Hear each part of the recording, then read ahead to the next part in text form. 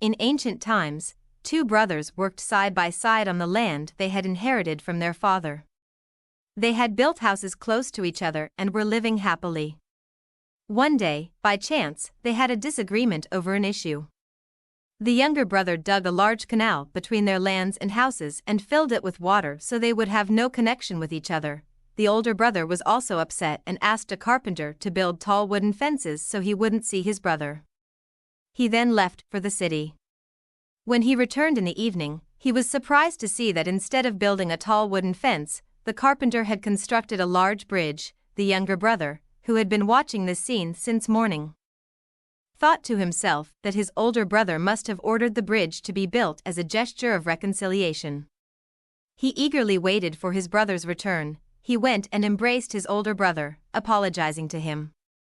The two brothers asked the carpenter to stay with them for a few days as their guest.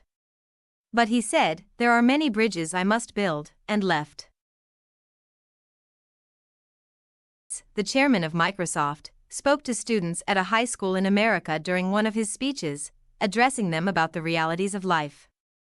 He shared 7 important principles that are not taught in high school. 1. First principle: life is not always fair. You'd better get used to it. 2. Second principle: the world doesn't care about your self-esteem. You're expected to accomplish something positive before you feel good about yourself. 3. Third principle: after graduation, don't expect to immediately earn a high salary. You'll need to work hard and earn your way up to higher positions and benefits. 4. Fourth principle: if you think your teacher is tough, wait until you meet your boss. They'll be even tougher because they don't have the job security that teachers do. 5. Fifth principle: cooking or working in restaurants doesn't diminish your worth. These jobs are opportunities to start, not something to be ashamed of. 6. Sixth principle: if you're not successful in life, don't blame your parents. Learn from your mistakes and move forward. 7. Seventh principle: your parents were once passionate young people too, and they weren't as boring as they might seem to you now. At the end of this speech, Bill Gates encouraged the students to be grateful for everything, especially their parents, and to better adapt to the realities of life. The border, carrying 2 large bags. The border officer asks him, "What do you have in the bags?" The man replies, "Sand." The officer makes him get off the bicycle and, suspecting something, detains him for a full day and night. However, after thorough inspection, he finds nothing but sand. So, he allows the man to pass. The following week, the same man shows up again, and the same suspicion and events unfold. This scenario repeats every week for 3 years, after which the man is no longer seen at the border. One day, the officer sees him in the city. After greeting him and exchanging pleasantries, the officer says, "I still suspect you, and I know you were involved in smuggling. Tell me the truth, what were you smuggling across the border?" The smuggler replies, "I was smuggling bicycles."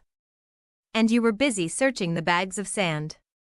Sometimes our vision becomes so limited that we get completely distracted by minor details and miss the main point.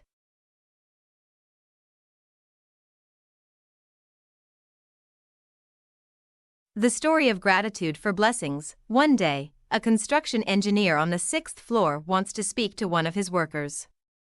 He calls out to him repeatedly, but due to the noise and commotion, the worker doesn't notice. Frustrated, the engineer throws a $10 bill down to get the worker's attention. The worker picks up the $10, puts it in his pocket, and continues working without looking up. The engineer tries again, this time throwing down a $50 bill. Once more, the worker picks it up, pockets it, and goes back to work without glancing upward. The third time, the engineer throws a small stone, which hits the worker on the head. At that moment, the worker looks up, and the engineer finally communicates his message. This story is a metaphor for human life. The kind God constantly sends us blessings, but we often fail to be grateful or even wonder where these blessings come from. However, when a small stone, symbolizing life's minor troubles, hits us, we turn to God.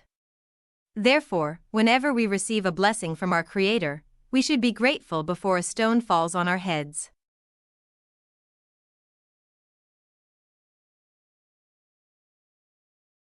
Story of care. A young man was so in love with a girl that he asked her, "What are you worried about?" The young girl replied, "As you know, your mother is old and has no other child besides you. We must include a condition in the marriage contract that if she becomes bedridden, you won't bring her to our home and will instead take her to a nursing home." The young man sighed and accepted the girl's condition. Less than 6 months after their marriage, the young woman was involved in a car accident that left her paralyzed and wheelchair-bound. The young man turned to his mother and said, "Wouldn't it be better to take her to a care facility?" His elderly mother angrily replied, "Am I dead that you would take her to a care facility?